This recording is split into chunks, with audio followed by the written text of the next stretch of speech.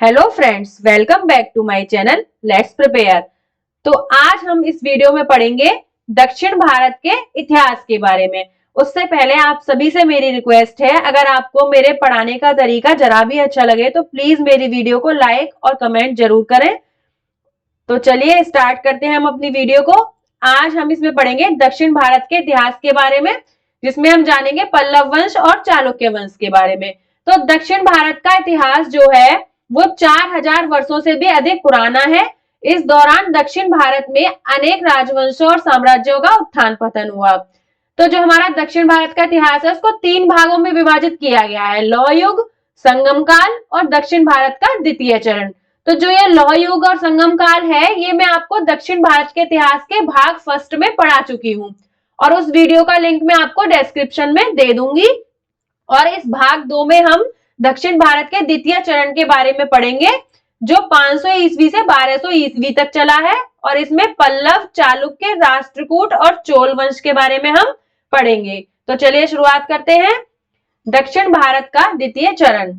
दक्षिण पथ मौर्य साम्राज्य के अंतर्गत था। जब मौर्य सम्राटों की शक्ति शिथिल हुई और भारत में अनेक प्रदेश उनकी अधीनता से मुक्त होकर स्वतंत्र होने लगे, तो दक्षिणापथ में सातवाहन वंश ने, कौन से वंश ने? सातवाहन वंश ने अपने पृथक राज्य की स्थापना की।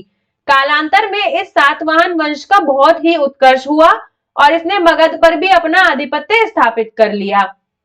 तो शकों के साथ निरंतर संघर्ष के कारण जब इस राजवंश की शक्ति क्षीण होने लगी, तो दक्षिणापथ में अनेक नए राजवंशों का प्रादुर्भाव हुआ। कौन कौन से?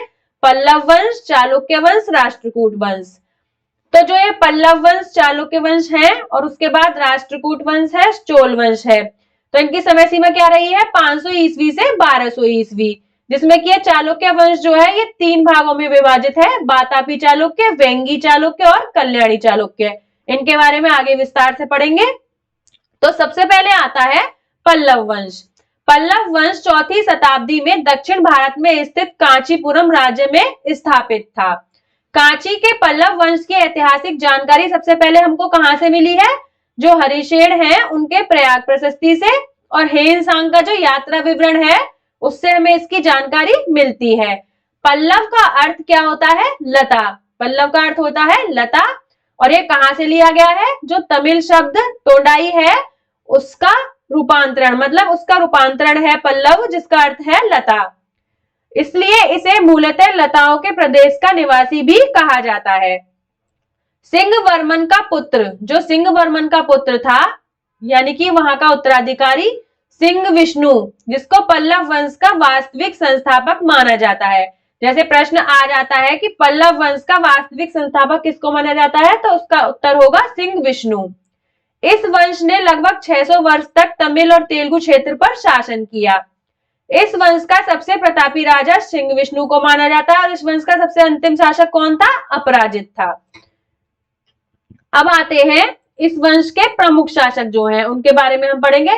वैसे तो पल्लव वंश में बहुत से शासकों ने शासन किया है, लेकिन जो मेन है जिनके बारे में पूछा जाता है उनके बारे में हम कवर करेंगे। सबसे पहले आते हैं सिंह विष्णु। इन्होंने 575 से 600 ईस्वी तक शासन किया है। सिंह वर्मन का पुत्र तथा उत्तराधिकारी सिंह विष्णु पल्लव वंश का वास्तविक संस्थापक माना जाता है। सिंह विष्णु जो था वो भगवान विष्णु का उपासक था। सिंह विष्णु के शासन काल में मामल्लपुरम, यानी कि जो महाबलीपुरम कहा जाता है, उसमें जो वाराह मंदिर है उसका निर्माण हुआ था। किसके काल में? सिंह विष्णु के काल में। सिंह विष्णु के दरबार में किराता जुर्नियम, ये किसने लिखी थी? महाकवि भारवी ने। ये इसी के शासन काल में हुए थे। सिंह विष्णु ने लगभग 25 वर्षों तक शासन किया था। अपने 25 वर्ष के शासन काल में चेर, चोल और पांड्य शासकों को युद्ध में पराजित किया इसने, जिसकी जानकारी वेल्लूर के पालियम ताम्रपत्र से मिलती है। फिर आते हैं महेंद्र वर्मन प्रथम। इनका क्या था समय सीमा? 600 से 630 ईस्वी। सिंह विष्णु के बाद महेंद्र वर्मन प्रथम राजगद्दी पर बैठा। इसके शासन काल के दौरान पल्लवों और चालुक्यों के बीच संघर्ष शुरू हुआ। चालुक्य नरेश पुलकेशन द्वितीय ने महेंद्र वर्मन प्रथम को युद्ध में पराजित करके कुछ क्षेत्रों पर अधिकार कर लिया था। इनके शासन काल के दौरान जो चालुक्य नरेश थे पुलकेशन द्वितीय, उन्होंने इनको युद्ध में पराजित करके इनके कुछ क्षेत्रों पर अधिकार कर लिया। लेकिन जो बाद में पुल्लरू का युद्ध जो हुआ था उसमें इन्होंने चालुक्यों को पराजित करके अपना जो क्षेत्र था उसको वापस ले लिया, केवल जो उत्तरी भाग था उसको छोड़कर। महेंद्र वर्मन प्रथम पहले जैन मतावलंबी थे, किंतु अपर के प्रभाव से उन्होंने शैव धर्म को अपना लिया। इन्हें मंदिर निर्माण की महेंद्र शैली का जनक माना जाता है। महेंद्र शैली का जनक किसको माना जाता है? महेंद्र वर्मन प्रथम को। इस शैली में गुहा मंदिर, मक्कोड़ा मंदिर, अनंतेश्वर मंदिर आदि का निर्माण किया गया है। इन्होंने मत्स्य विलास प्रहसन नामक हास्य ग्रंथ की रचना की, इसलिए इन्हें मत्स्य विलास की उपाधि दी गई। किसकी उपाधि दी गई? मत्स्य विलास की। किसको? महेंद्र वर्मन प्रथम को। अब आते हैं नरसिंह वर्मन प्रथम। नरसिंह वर्मन प्रथम पल्लव वंश का सबसे प्रतापी राजा माना जाता है। इन्होंने 3 बार चालुक्य नरेश पुलकेशन द्वितीय को पराजित किया। कितनी बार? 3 बार। इनको सबसे ज्यादा प्रतापी राजा माना जाता है। नरसिंह वर्मन प्रथम ने 642 ईस्वी में फिर से चालुक्य शासक जो था पुलकेशन द्वितीय, उसको हराकर चालुक्य की राजधानी जो थी वातापी, उस पर अधिकार कर लिया। इस उपलक्ष्य में वातपी कोंड की उपाधि धारण की। इसी युद्ध में पुलकेशन II की मृत्यु हो गई। जो ये नरसिंह वर्मन थे, इनको वातपी कोंड की उपाधि मिली। इन्होंने अपने सफल शासनकाल मतलब इनके शासनकाल में इन्होंने धर्मराज मंदिर, 7 पेरू मंदिर तथा एकाश्मक रथ मंदिर का निर्माण करवाया। इन्हें सप्तगोंडा भी कहा जाता है। इन्होंने महामल्लपुरम यानी कि महाबलीपुरम नामक नगर बसाया। नरसिंह वर्मन प्रथम के शासनकाल में चीनी यात्री हेनसांग कांचीपुरम की यात्रा पर आया था। जो चीनी यात्री हेनसांग था वो कांचीपुरम की यात्रा पर कब आया था? नरसिंह वर्मन वन के शासनकाल में। फिर आते हैं अपराजित वर्मन। ये जो थे इस वर्ण के अंतिम महत्वपूर्ण शासक थे। पल्लव वंश का अंतिम शासक कौन था? अपराजित वर्मन। उसने चोल शासक आदित्य प्रथम की सहायता प्राप्त करके पांड्य वंशी शासक श्री दूरबिंबम को युद्ध में परास्त किया। यह अयोग्य व कमजोर व अंतिम शासक था। इसी का लाभ उठाकर जो चोल शासक आदित्य प्रथम था, उसने पल्लव वंश के क्षेत्र को अपने चोल साम्राज्य में मिला लिया और इसके साथ ही पल्लव वंश का अंत हो गया। तो इसका जो प्रथम शासक था वो था सिंह विष्णु और अंतिम था वो कौन था? अपराजित वर्मन। अब आता है चालुक्य राजवंश। इसके बारे में पढ़ते हैं। चालुक्य राजवंश एक शक्तिशाली और प्रभावी भारतीय राजवंश था, जो कि 6वीं शताब्दी और 12वीं शताब्दी सी के बीच अस्तित्व में था। उन्होंने एक विशाल राज्य पर शासन किया, जिसमें दक्षिण भारत के वर्तमान कर्नाटक, महाराष्ट्र और आंध्र प्रदेश के कुछ हिस्से शामिल थे। कौन कौन से? जो अब कर्नाटक है, महाराष्ट्र है और आंध्र प्रदेश है। 3 अलग लेकिन संबंधित चालुक्य राजवंश थे। चालुक्य राजवंश को 3 भागों में बांटा गया था: वातापी चालुक्य, कल्याणी और वेंगी चालुक्य।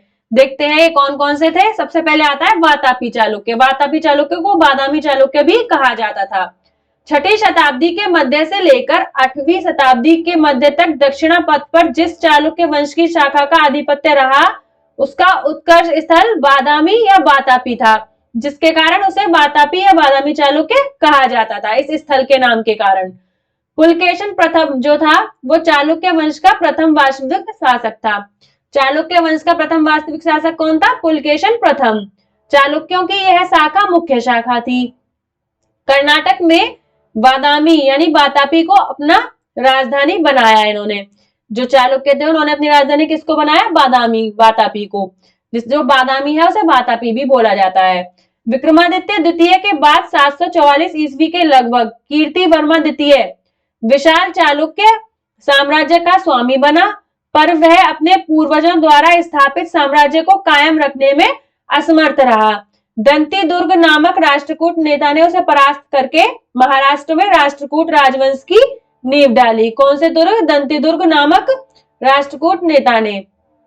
प्रमुख वातापी चालुक्य शासक। जो वातापी प्रमुख चालुक्य शासक थे वो कौन कौन से थे? पुलिकेशन प्रथम, जिसने इसकी स्थापना की थी। वातापी में अपनी राजधानी के साथ साम्राज्य की स्थापना की। इन्होंने अश्वमेध यज्ञ किया। इनकी समय सीमा क्या थी? 543 ईस्वी से 566 ईस्वी। अब आते हैं कीर्तिवर्मन प्रथम। इनका क्या था समय सीमा? 566 से 597 ईस्वी। ये पुलिकेशन प्रथम का पुत्र था और कोंकण और उत्तरी केरल पर इन्होंने विजय प्राप्त की थी। फिर आते हैं मंगलेश। इनकी शासनकाल था 597 ईस्वी से 609 ईस्वी। कीर्तिवर्मन प्रथम के भाई थे ये। कदंब और गंगा पर इन्होंने विजय प्राप्त की। उनके भतीजे और कीर्तिवर्मन के पुत्र पुलकेशन द्वितीय ने उनकी हत्या कर दी थी, जिसके बाद ये पुलकेशन द्वितीय राजा बने। ये चालुक्य राजाओं में सबसे ज्यादा महान राजा थे। दक्कन के अधिकांश हिस्सों में चालुक्य शासन का विस्तार किया। इनकी समय सीमा थी 609 ईस्वी से 642 ईस्वी। अब आते हैं उनका जन्म। इनका जन्म कहाँ हुआ था? इनके जन्म का नाम था एराया। उनके बारे में जानकारी 634 के ऐहोल शिलालेख से प्राप्त होती है। पुलकेशन द्वितीय की बात कर रहे हैं हम। इनका जन्म का नाम क्या था? एराया। और इनके बारे में जानकारी कहां से मिलती है? 634 के ऐहोल शिलालेख से मिलती है। यह काव्य शिलालेख उनके दरबारी कवि रवि कीर्ति द्वारा संस्कृत भाषा में कन्नड़ लिपि का उपयोग करके लिखा गया था। जुआन जांग ने उसके राज्य का दौरा किया था। उन्होंने एक अच्छे और आधिकारिक राजा के रूप में पुलकेशन द्वितीय की प्रशंसा भी की है।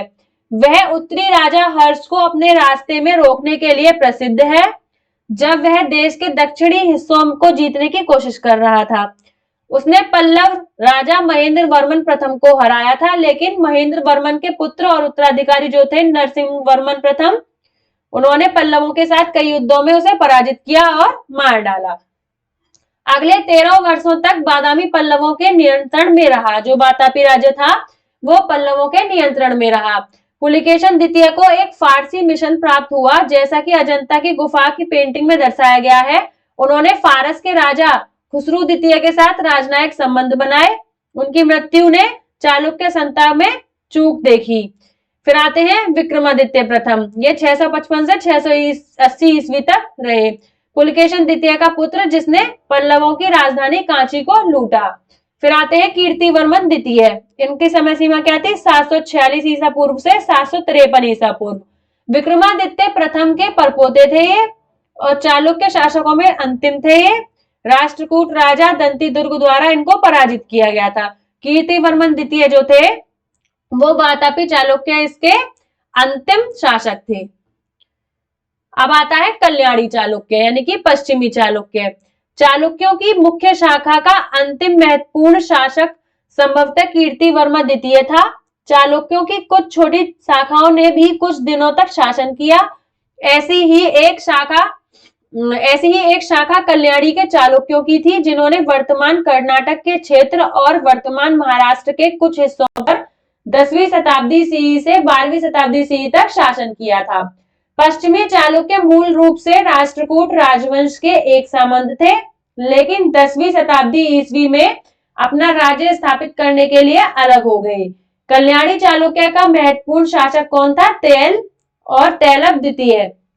इसको तेल या तैलभ द्वितीय के नाम से जाना जाता था। आरंभ में यह राष्ट्रकूटों का सामंत था, परंतु बाद में राष्ट्रकूटों की दुर्बलता का लाभ उठाकर वह एक स्वतंत्र शासक बन गया। इसके बाद आते हैं वेंगी चालुक्य। इनको पूर्वी चालुक्य के, कल्याणी चालुक्य जो थे वो पश्चिमी चालुक्य और ये पूर्वी चालुक्य के नाम से जाने जाते हैं। प्राचीन समय में चालुक्यों के अनेक राजवंशों ने दक्षिणापथ में गुजरात में शासन किया था। इनमें से अनहिलवाड़ गुजरात, वातापी और कल्याणी को राजधानी बनाकर शासन करने वाले चालुक्य वंश थे।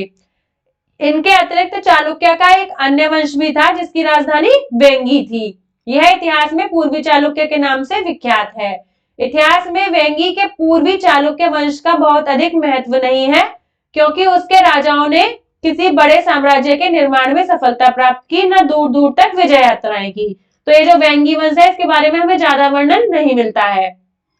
प्राचीन समय में चालुक्यों के अनेक राजवंश ने दक्षिणापथ व गुजरात में शासन किया। गुजरात, वातापी और कल्याणी को राजधानी बनाकर शासन करने वाले चालुक्य वंश थे। अब हम इनके बारे में पढ़ चुके हैं। तो आज हमने इस वीडियो में पल्लव वंश और चालुक्य वंश के बारे में पढ़ा है। तो जो हमारे राष्ट्रकूट और चोल वंश है, उनके बारे में हम भाग 3 में पढ़ेंगे। अगर एक ही वीडियो में मैं सारा कवर करती तो आपको समझ नहीं आता, इसलिए धीरे धीरे 3 भागों में मैंने इस वीडियो को कन्वर्ट किया है। अगर आपको मेरे पढ़ाने का तरीका पसंद आया तो मेरे चैनल को लाइक और सब्सक्राइब करें। Thank you.